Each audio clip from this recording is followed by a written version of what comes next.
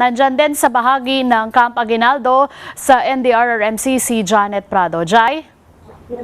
Yes, when pinangunahan ng mga unit commanders ng Armed Forces of the Philippines itong paglabas ng kanilang mga tanggapan para pumunta dito sa grandstand ng Camp Aguinaldo matapos na yung tumunog yung buzzer sudyat ng kunwari ay pagtama ng lindol dito sa Malacanang, Maynila.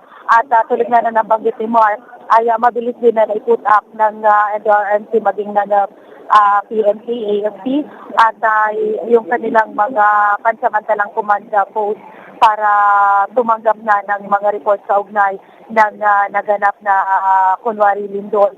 At naglagay na rin ng one-stop shop dito sa may bahagi ng grandstand.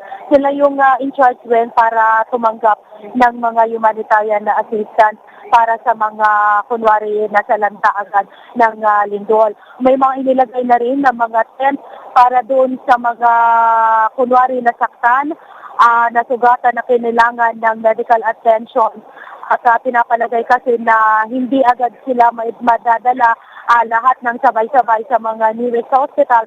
Kaya may mga tent na lamang dito na may mga medical teams din na siyang titingin sa mga nasugatan o yung mga individual na kinailangan mabigyan agad ng medical attention.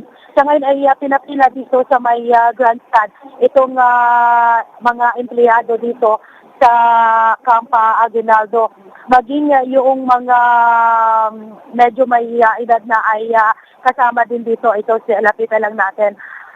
Ma'am, good morning. From what department po kayo? From CDS po. Okay po. General Emilio Aguinaldo Station Hospital. Okay. So, ma'am, ano po ang naging first reaction ninyo nung marinig ninyo yung buzzers?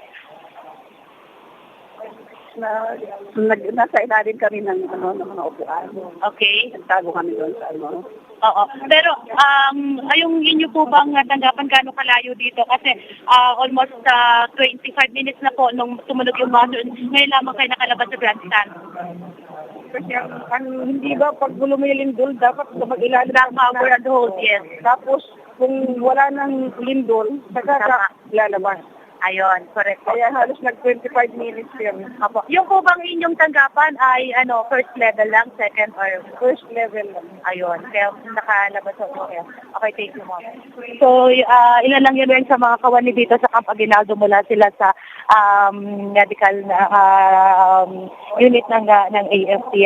So, tuloy-tuloy yung ginagawa ditong pag-set up ng miyembro ng NDRRMC Council para nga sa inaasang pagtanggap na ng mga reports kung anong mga lugar yung talagang nasa lanta ng kunwari naganap na lindol.